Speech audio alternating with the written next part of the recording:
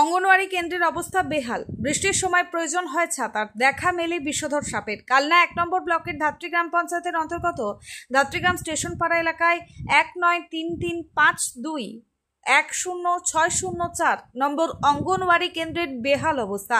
অঙ্গনওয়াড়ি কেন্দ্রের ঘরটির অবস্থা অত্যন্ত খারাপ। বর্ষার সময় বাচ্চাদের বসিয়ে পড়াশোনা করা তো দূরের কথা, ছাতা মাথায় দিয়ে রান্না করতে হয়, এমনই জানালেন এই কেন্দ্রের দায়িত্বে থাকা সহায়িকা।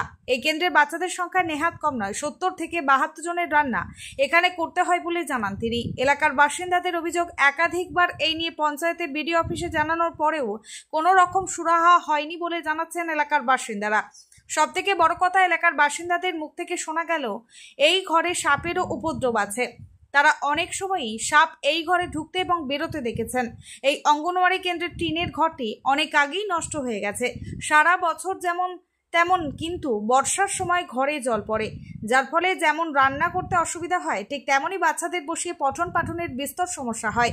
পরিকাঠামোগত এত সমস্যা থাকার কারণে পঠন পাঠন থেকে শুরু করে এই কেন্দ্রের সমগ্র পরিষেবা সঠিকভাবে দিতে প্রবল সমস্যার মধ্যে পড়তে হচ্ছে। যত দ্রুত সম্ভব এই ঘরটি সংস্কারের দাবি তোলেন এলাকার বাসিন্দারা। যাতে স্কুলটা সারানো হয়, সব ছেলেপিলে বাইরে। সমস্যা কি হচ্ছে? সব সময় বর্ষা হলেই জলে সব ভিজে যাচ্ছে, রাঁধতে পারে না। আমরা খাবার নিতে সেখানে দাঁড়িয়ে থাকি, ভিজে যাই। আচ্ছা, এটা কোন জায়গা? এটা ধাত্রীগ্রাম বড় সরাসপুর। কাউকে জানানো হয়েছিল? হ্যাঁ, সবাইকে জানানো হয়েছে। আমরা অঞ্চল পর্যন্ত গেছিলাম, তাও কোনো সুরাহা হয় না। আপনার নাম? আমার নাম প্রতিমা হালদার। রান্না করেন? তাও 70-72 এরকম হবে, সব মুহুলি পাড়া দিয়ে, বসাক পাড়া দিয়ে। সমস্যা কি হয়েছে? সমস্যা এই যে ঘর এরকম অবস্থা, রান্না করা যায় না, ছাতা মাথায় দিয়ে রান্না করে। বৃষ্টি হলে ছাতা মাথায়? হ্যাঁ, ছাতা মাথায় দিয়ে রান্না হয়। আর যারা আসে তারা বসতে পারে না তো, বাচ্চারা এলে কি করে বসবে? ভাঙা ঘর, বৃষ্টি পড়ে, জল পড়ে। এসছিল কেউ এটা দেখতে?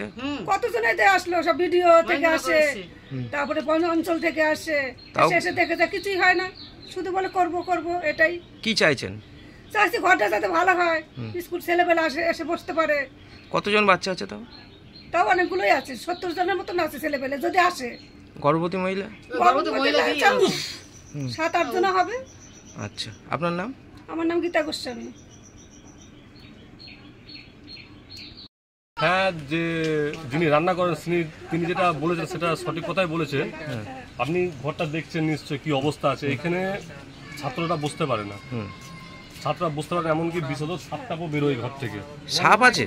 কেন আছে? সাপ আছে, সাপ আমরা বেরোতেও দেখেছি, ঢুকতেও দেখেছি ঘরের মধ্যে। আচ্ছা, ঠিক আছে।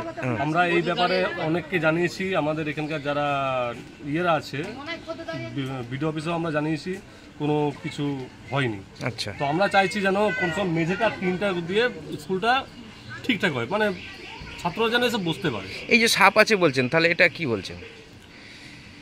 সাপ আছে এটা আমরাও দেখেছি, আমাদের যারা রান্না বান্না করে তারাও দেখেছে। এই সাপের জন্য বন দপ্তরকে কোনো খবর দিয়েছিলেন? না, বন দপ্তর থেকে সেরকম কোনো খবর দিইনি। কতজন বাচ্চা পড়াশোনা করে এখানে? মোটামুটি 65-70 জন। এখন কি চাইছেন? আমরাও চাইছি যে স্কুলটা একটু পরিষ্কার করে ঠিকঠাক হোক, যেন পড়াশোনার যোগ্য হয়ে ওঠে অঙ্গনওয়াড়িটা। আপনার নাম? আমার নাম নোনাই। রীতা ভট্টাচার্যের রিপোর্ট, সুন্দর বাংলা নিউজ।